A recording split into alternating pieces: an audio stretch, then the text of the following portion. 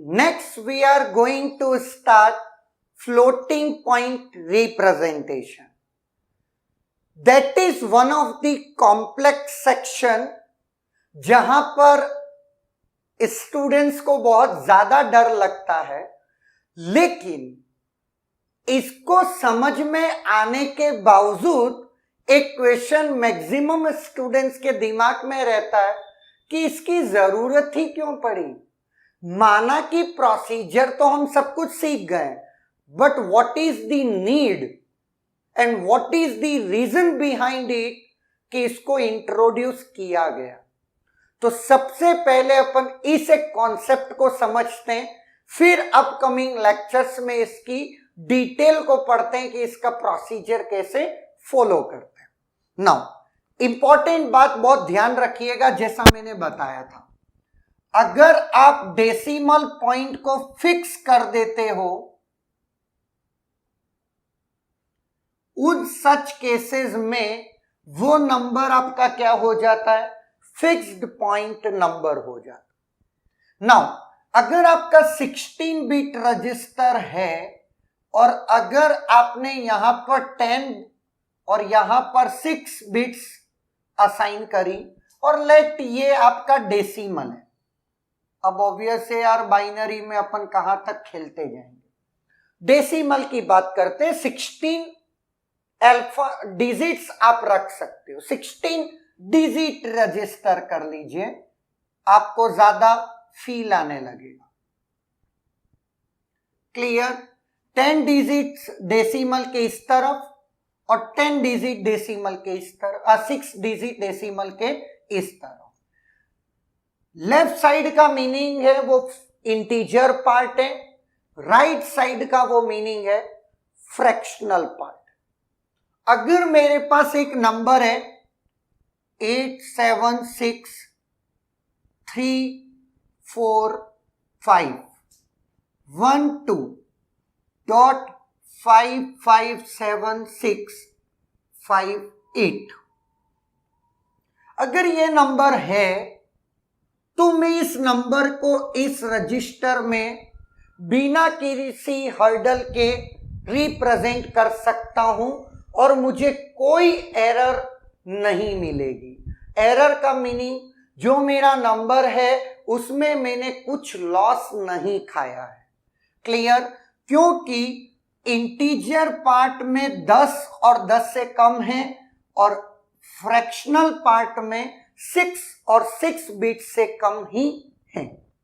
लेकिन अगर ये नंबर ये ना होता और मेरा नंबर होता late 1 2 3 8 7 8 9 6 4 5 1 2 3 2 1 dot 3 3 6 9 12 14 and 9 5 late. Clear है? नाउ अब वो ध्यान से मेरी बात को देखिएगा, ये एक नंबर है लेट और दूसरा नंबर है 0.00009999 या एक काम कर दीजिए, इसको 119997777 लेट। बहुत ध्यान से मेरी बात को अब सुनिएगा। एक नंबर है ये वाला, that is first one, that is second one. अगर मेरा पॉइंट फिक्स ना होता, फिक्स होने की वजह से इंटीजर में कितना पार्ट पॉसिबल है, इंटीजर में ओनली 10 डिजिट पॉसिबल है और मेरे पास यहां पर इंटीजर में 4 4 और ये 2, इतना मैं रिप्रेजेंट कर सकता हूं। क्लियर है? इससे बड़ा नंबर में रिप्रेजेंट नहीं कर सकता। तो ऑब्वियस है इस नंबर को मैं रिप्रेजेंट नहीं कर पाऊंगा, और ऐसे सच केसेस में जो ये नंबर था वो ओरिजिनल रह ही नहीं जाएगा। क्लियर है? ऑब्वियसली इतने बड़ा नंबर की बजाय आप सिर्फ इतना नंबर डिनोट करेंगे तो ऑब्वियस एरर है। पावर आवर मत सोचिएगा, जो पावर का कॉन्सेप्ट है कि डेसिमल को सर आप इधर खिसका दीजिए, तो एक्चुअल में वो कॉन्सेप्ट ही फ्लोटिंग पॉइंट है। बात समझ में आई?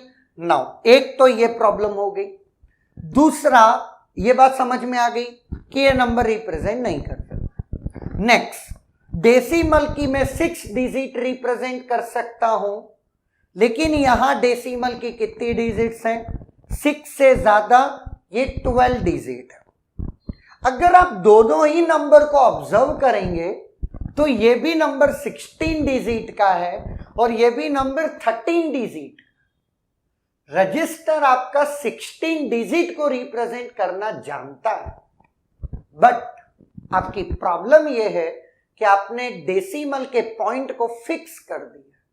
अगर आप इस डेसिमल के पॉइंट को समहाउ खिसकाना जानते, या मतलब मूव ऑन कराना जानते, चाहे वो इस डायरेक्शन में हो चाहे वो इस डायरेक्शन में, उन सच केसेस में आप इन दोनों ही नंबर को रिप्रेजेंट करवा पाते।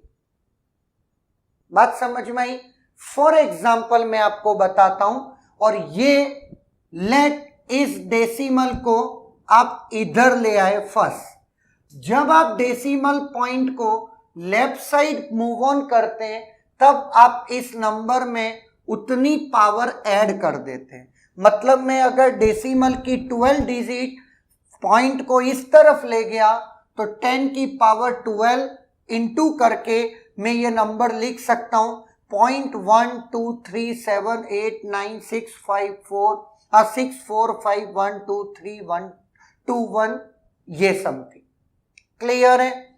नाउ इस नंबर को भी मैं मैक्सिमम वे में रिप्रेजेंट कर पाता अगर मैं इस डेसिमल नंबर को यहां पर ले जाता।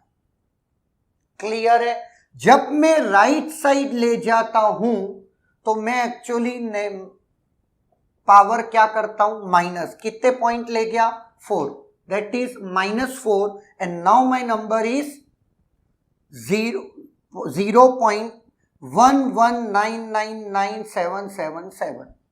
नाउ अगर मैं इस नंबर में प्रीवियसली अगर मैं लॉस खाता तो सोचो मेरा नंबर था 0.000011 ये पूरा, और मैं रिप्रेजेंट कितना कर पाता? 0.000011, और मेरा जो लॉस होता वो होता 0.000009999777 है या ना?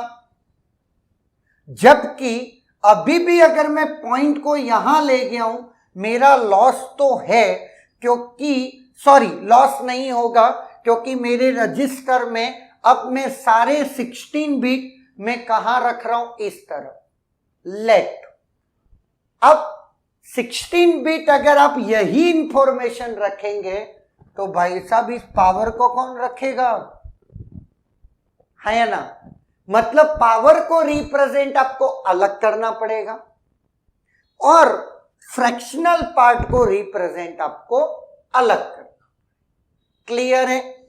यहां पर फिर कुछ कॉन्सेप्ट का जन्म होता है। That concept is called mantissa and exponent. Mantissa fractional part के लिए होता है, एक्सपोनेंट जो आपकी ये पावर आपने लगाई है वो होता है। और ऑब्वियस है फ्लोटिंग पॉइंट नंबर भी पॉजिटिव और नेगेटिव दोनों हो सकता है।